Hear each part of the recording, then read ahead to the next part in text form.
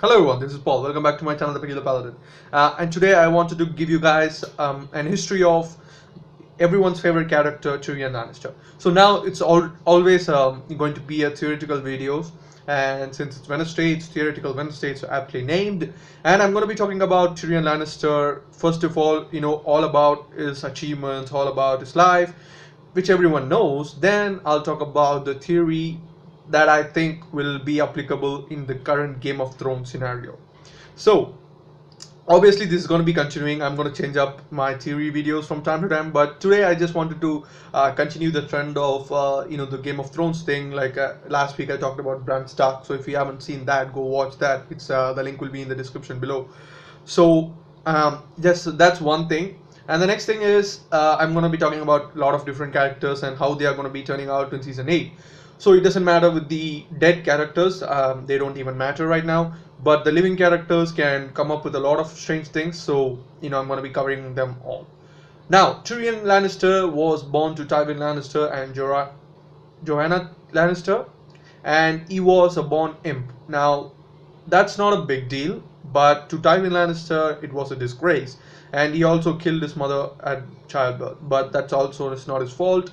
But he was hated by Tywin Lannister, and Cersei Lannister pretty much kind of like worships her dad, so she also hated the little devil she used to call Tyrion Lannister. So now Tyrion Lannister was born in a family that tormented him throughout his childhood, disrespected him throughout his childhood. Even at adulthood he was looked at differently, he was treated differently, except for his brother Jaime Lannister. So now Jaime Lannister is obviously some kind of a character that was changed by the perception of people. He was a hated character from season 1, but now he's one of the most loved characters. Now so because of that, he loved Tyrion to the core. He even let him escape when he was sentenced to death by Tywin. And yeah, he just have a soft spot for his brother, and none of the other Lannisters actually care about Tyrion.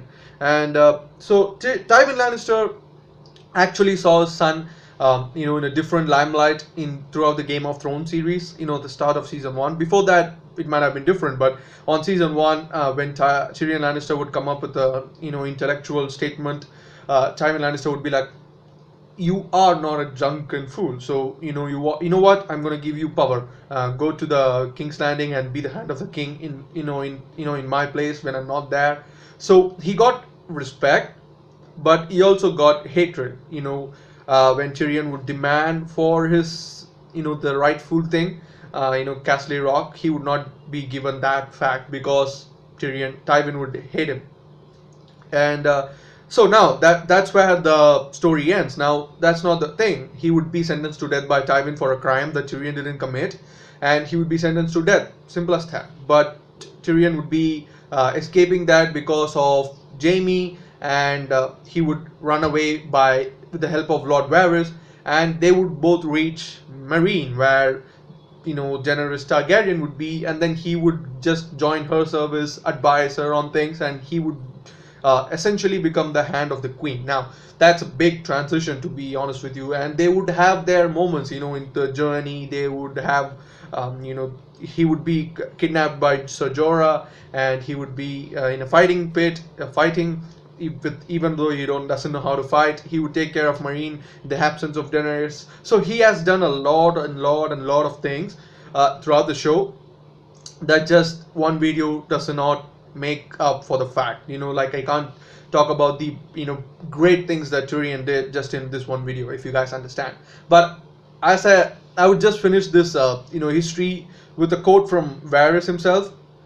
A lot of fools can easily be born into the riches, but to make them you need a lot of intellect, and that's what Tyrion is, and that's why people all around the world love him as a character.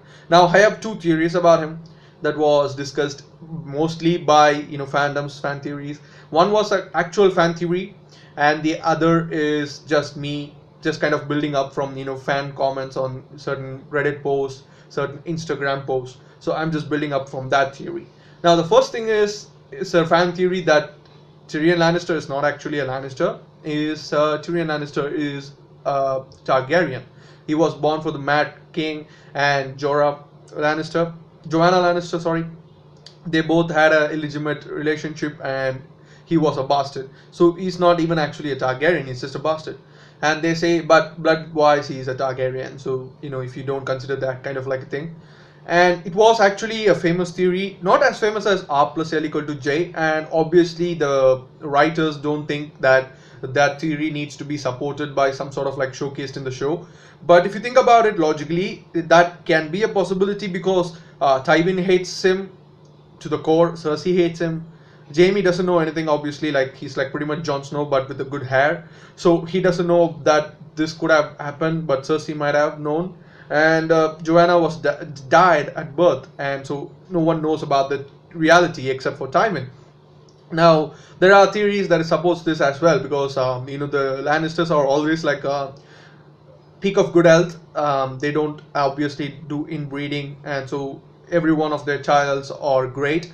So if you can see, this twins Cersei and Jaime are obviously perfect specimens to Tywin, but Tyrion was not. So it maybe have some genetic mishap.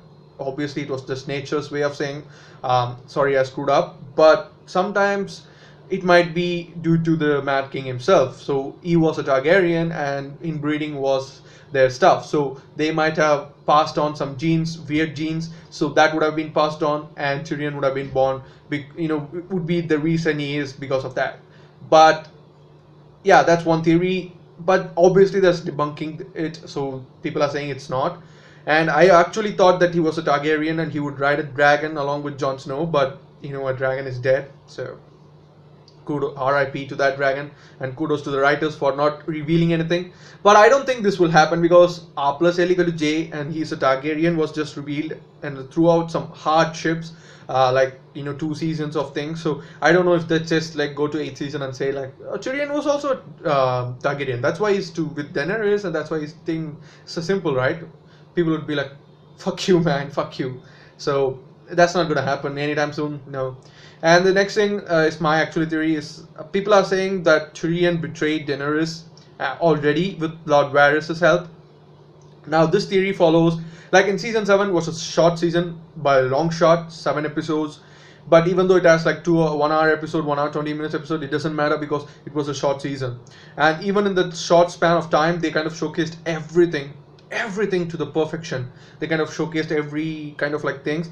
And even though if they are not important as in things like developing plot lines, but they kind of showcased it. And only one sequence they didn't showcase was Cersei and Tyrion talking in the last episode. Now that was an important scene which they kind of boycotted it, and just like Cersei says like I'm pregnant, and Tyrion would be like, and there would be silence, and then they would just cut off, and then they would go to some other scene. Now that says they had a plan.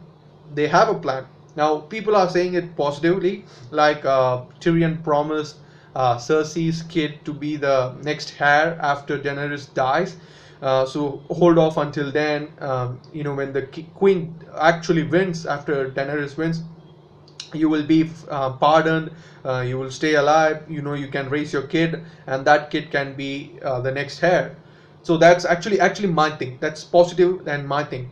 But the negative thing is they saying like he has he has supported his Cersei, he has helped her, and they come up with a plan that he reveals the plan to Tyrion, and Tyrion agrees. Tyrion does this, does that. So everyone is saying like Tyrion is a bad guy now. I don't think that's going to be the case.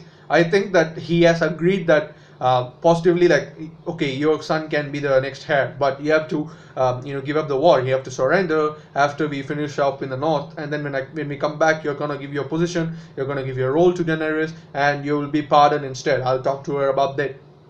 Now that's why when I think when he saw like Jon Snow walking into Daenerys' room, like you would see Tyrion in a shadowy position, all sad. Everyone thought, why would you do that? Why was that scene an important scene? Because that's why, if Daenerys has a kid with Jon, then his treaty with Cersei is pretty much gone. But he doesn't know that Cersei has already breached that treaty, and she's planning with Euron. But Jaime's escaped. So Jaime, when he comes to Tyrion and says this, I pretty much think that would be icebreaker. Holy shit, I got escaped from this situation. But the bad thing is, it can also be bad at the same extent. Like people says it's a bad thing Tyrion has conspired with Cersei to kill Daenerys and take over the position. That might also be a worthwhile thing. Then Jon Snow will take the kingdom. Whatever it might be, Tyrion has a tricky kind of life in the Game of Thrones world, but he has survived. You know, he has picked up some scars along the way, but he has survived. That's the main thing. And to me, that's all the thing that I need. Tyrion Lannister is the most favorite character of mine, and yeah, I just love him. And thank you guys for watching. Hit that like button if you like this video, share it with your friends and family, subscribe to the channel where there is movies, TV shows, reviews, reactions, and theories like this one. And if you think you have a input into this theory, like you think it's going to be positive or you're going to be negative, or Tyrion doesn't even care, he's just going to betray her regardless without even thinking about Cersei, I don't know. Let me know in the comments down below on what do you think, how do you would build up on this theory. You have your own theory of things, things might happen in the future. Let me know in the comments down below, guys. Thank you for watching, and I'll see you guys in the next one. Bye.